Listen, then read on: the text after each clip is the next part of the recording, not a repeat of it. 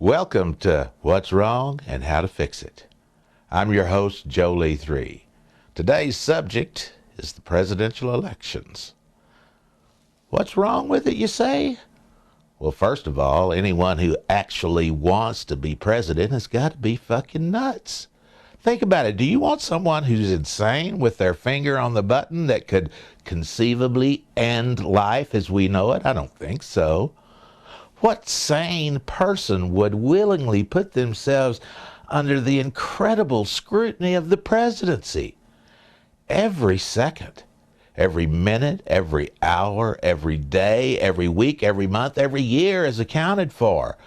Now, everyone has stress in their lives, but that kind of stress is mind-boggling. It doesn't make sense that someone would actually want to put themselves in that position. I mean, you can't exactly slip out into the rose garden and smoke a bowl to leave the pressure a little bit, can you? And Clinton fixed it so you can't even have a little strange to make you forget about the world's troubles for a few minutes. You virtually have a camera stuck up your ass to let the press know when you need to take a shit. I'm afraid of someone who willingly puts themselves in that kind of a position. It's just not normal. Can't you see the candidates waving their hands, jumping up and down, shouting, me, put the camera up my ass? But wait a minute, you say. If everyone who actually wants to be president is fucking nuts, what are we going to do? Our only choices are those who actually want the job. Well, that, my friends, is the conundrum. Now, the Founding Fathers had a very good idea when they created the separation of church and state and the equal distribution of power between the executive, judicial, and legislative branches of the government. Unfortunately, none of those situations exist in today's government.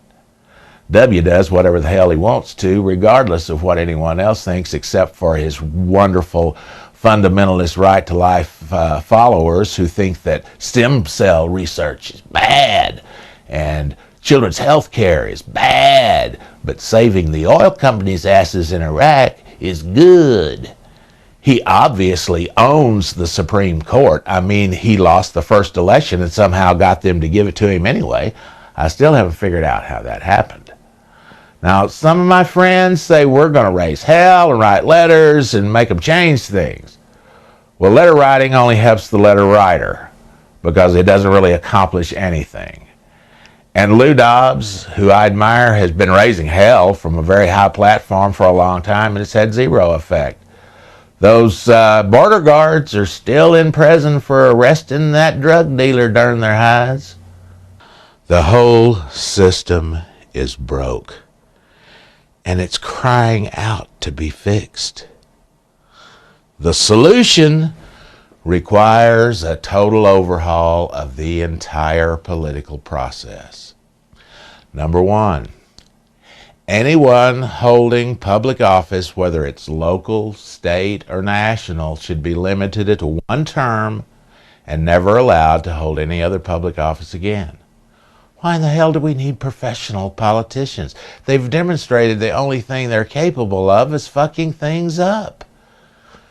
Number two, just because something has always been done a certain way doesn't mean it always has to be done a certain way. Instead of drafting soldiers, we need to be drafting politicians. We need to give every citizen between the ages of 21 and 65 a physical and an IQ test. Those that pass go into a pool, and a random drawing determines who's going to be president and who's going to be mayor. Lawyers that pass can be judges. Number three, no lifetime pension benefits. No lifetime health benefits. It'd be like serving a hitch in the army. One term and you're done. We need to take the government away from the fucking politicians and give it back to the citizens. A nice side effect would be that every citizen would have a whole lot more respect and consideration for every other citizen, because you just wouldn't know who might be in a position to fuck with you. It could be your next door neighbor who's president. That's what I think. Let me know what you think. That's it for this episode of What's Wrong and How to Fix It. We'll see you next time.